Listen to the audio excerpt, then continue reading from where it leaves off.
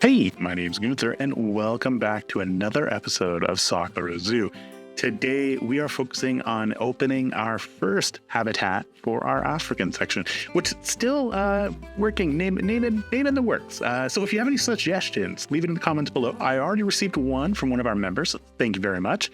But I am really looking forward to showing it off. And what better time to say is for the African Crested Porcupine, which I realize it's not the first animal I might have wanted to go with. I know in our last episode, we had talked a little bit about maybe doing the dromedary camel, but this episode kind of had a life of its own, and this is where we're at.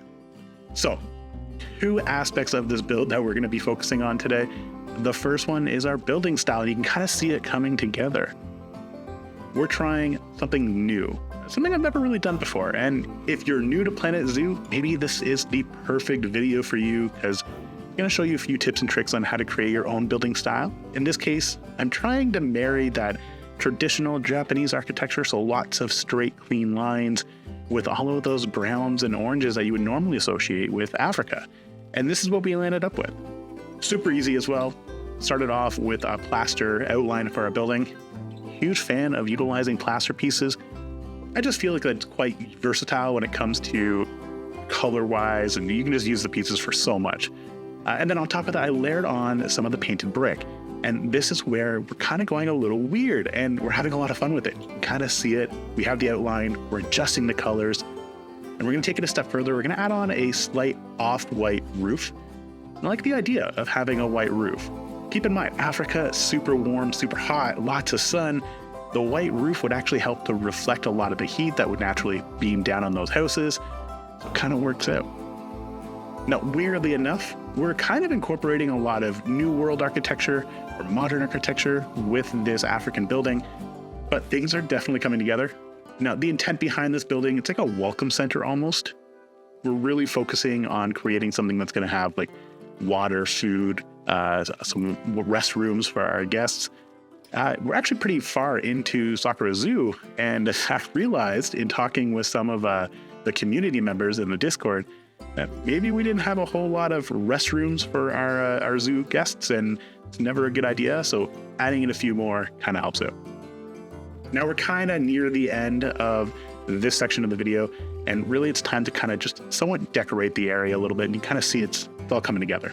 Placing quite a few of the African pieces, really just about everywhere. Some totem poles, some drums, some hanging baskets. I'm not going to put any flowers or any kind of foliage in the baskets. It's really just purely for looks. I feel like as an employee, I wouldn't necessarily always want to come over here and focus on building, or keeping rather, these baskets going. Now with that out of the way, and a rough guess of really what we kind of want to look at, we have that whole new building structure, building style we're going to work with. It's finally time to work on that habitat for the porcupine. We're utilizing a lot of pieces you might have seen before. This one is a prime example of a piece that I think everybody should be utilizing, which are the walls from Caesar Creates. Super versatile. Although in hindsight, there are actually even cooler walls out there, and I have some bigger, better plans on how we're going to utilize them in later habitats. Now you might be seeing something really weird happening here, which is we're placing a path down. This habitat is on a pretty aggressive slope, so everything we do has to keep in mind that it's on a slope, and a lot of these pieces don't like being on a slope. So the easiest way to work with that is to take some pathing, place it down. This prevents the terraforming from happening every time you place something down, and then just working with it. And as you can see, once we get the path out of the way, this actually works out really well.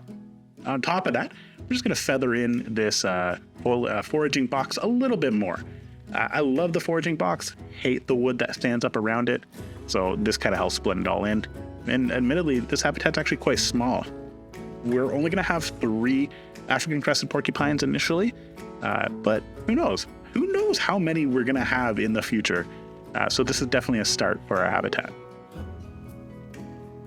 Now, before we get any further, because as you can tell, we're already in the foliage stage, we're going to talk a little bit about that shortly.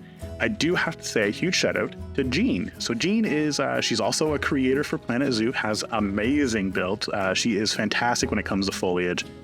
But she was nice enough to offer to build, or rather plan out, this entire African section. And I gave her so much liberties when it came to building this. It was like freedom galore for her. I kind of gave her a few animal habitats that I wanted and just said, go to town. In hindsight, might not have been a good idea because I changed everything I wanted to do. And what I mean by that is I forgot, because sometimes it's easy to forget, especially when you're playing Planet Zoo, that this game is meant to be, or rather this zoo is meant to be a city zoo, which means compact. Don't really want to have it spread out. We want to make sure that things are utilizing the space the way it should be. Somebody actually mentioned that in Japan, a lot of times you build up, not outwards. And it's just due to the population density and the construction density. We want to make sure that we're building upwards as opposed to outwards. So everything that we're doing, we kind of have to make sure that it works on a smaller basis. Now, I realize it's kind of like an oxymoron, though, because Africa has like the most animals in Planet Zoo. So this is going to be one of our largest habitat zones, which is why we're probably going to be here for a little while as we build up the rest of Sakura Zoo. Now, we are finally moving into the foliage stage, but before we talk about that, remember that building we put together just a little bit ago? Well, why not think about reutilizing it for our backstage area? This makes total sense. We just invested so much time in putting it together. It's a new building style. Why not just cheat a little bit and reutilize it? So we put it back together. Now, keep in mind, we had to pull out quite a few things. We don't necessarily need all the extras on there. And on top of that, we need to add in a door, but that's small potatoes in terms of building in Planet Zoo. Just adding a door is super easy. And just like that, we have our backstage area. Now, normally, you know me, I like to focus on backstage areas, but for this one, it's pretty bare bones.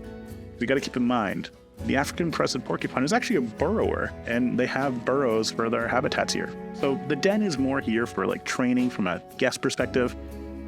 This just means that we can actually work with our crested porcupines off exhibit. We don't necessarily need all of our staff or all of our guests to see that happening. And we added a few extra things, just some of the bamboo pieces from the African pack, and really kind of blended it in, and it looks fantastic, almost like another barrier wall in the back there. I love how it turned out. Now the foliage. Time to talk about foliage. And this is kind of important to me because there's 2 stages to this foliage that we're working on. And this is stage 1. We're almost at the end, I promise. And we focus a lot of drin grass. It's actually native to Asia, and it's native to Africa in terms of Planet Zoo. So that was perfect in terms of getting a lot of grassy areas in there. Really focused on placing it in strategic areas up against a lot of the rocks or a lot of the broken branches and tree logs that you saw me place down. And the idea behind it is just naturally we'd see grass grow here, whether it was from a natural accumulation of water as it's raining, things like that. And it's kind of where we wouldn't necessarily see our African Crested Porcupines wandering around. And you can kind of see, we could end it here. This is a perfectly fine looking habitat. But what if you wanted to take it to the next step? And it's super easy to take it to the next step. All you need to do is add in some more roots. That's step 1. You've seen me do this before, but I always forget how important adding roots to build can turn out. Keep in mind, I'm not a fan of empty places. I just said that in the last episode. This helps to fill them in, but it's also a little bit more realistic. We've created a very dry area, but where our habitat is, it's actually not a dry area. It's rather green, lush, things like that. So even if we were to rip everything out, we would still be contending with a lot of the roots and stuff like that. Now, pro tip for this, have fun. Whatever you want to do, it's however many roots that you want to place down. I like to place down quite a large amount, and I'll hide them all under a lot of foliage.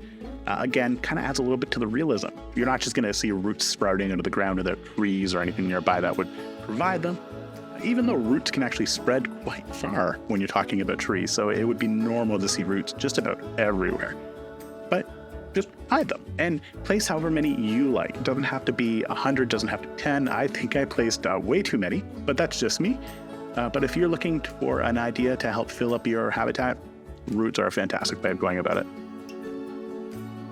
Now, on top of that, it's not just about root pieces, and I'm not going to talk about rocks. I think everybody has talked about how rocks can add a lot of extra flair to your build. It's actually going to be buffalo grass. And interestingly enough, one of our Discord members, Blob, just shared a mod that kind of changes a little bit about the game and makes buffalo grass like okay for every habitat if that's something you want to do. In sandbox mode, you don't have to worry about that. But in this case, buffalo grass is like the perfect way to get some little sprouts of grass poking through the ground to give it a little bit of added flair. And we're not placing a whole lot. And we're following that same concept of just placing it around all those roots and all those rocks. Helps to add a little bit of extra flair to the entire build. Again, this is not something you have to do when it comes to building a Planet Zoo, but you can see that it elevates it just a little bit more. And if you're looking to take your build to the next level, this is a prime way to do it. So it works out. And if you take anything away from this video, maybe it's just roots and buffalo grass. That's all you need to add some additional flair to your builds. And on that note, with the final few pieces placed down, we're done. Our habitat for the African Crested Porcupine is complete, with one exception. I really like the idea of adding in this faux rock just to add a little bit of a lip to separate our habitat door from our foliaging box, and it worked out so well. And with that, we're done.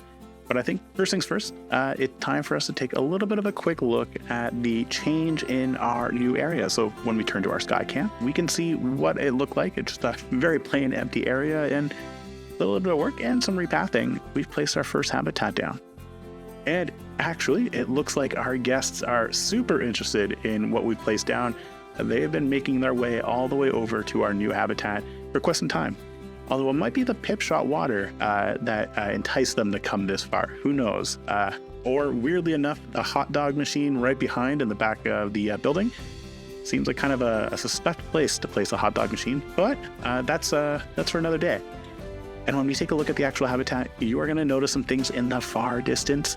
And if you haven't noticed it, but now I'm going to call your attention to some buildings. So Sakura Zoo and the city around Sakura Zoo is on the upwards trend. We can finally see some beautiful sight lines as we can see all of our porcupine just laying about. Speaking of laying about, I love how these porcupine just hang around. The animations, quills, all the ruffles, I absolutely love it. I realize there's no sound for this one, but I really do encourage you just to sit back when you have some time and take a look at the porcupine just hanging around. And with this final shot, I think it's finally time to call this habitat build complete. And if you made it this far, you might have noticed a little change in our audio. It might be a little low. And part of the reason why is I have a new mic, and I realize it's not the best right now. Still learning it. I love the mic though. So hopefully we'll have it fixed for the next episode. As always, I just want to say, first off, thank you to all of our channel members for supporting the channel and helping me to grow. I really appreciate it. And if you really like this episode, hopefully I've earned your subscription. If not, leave some comments down below about what you liked or what I could have improved. And as always, I just want to say thank you to everybody else for watching and helping support the channel as well. As always, ciao for now, everybody.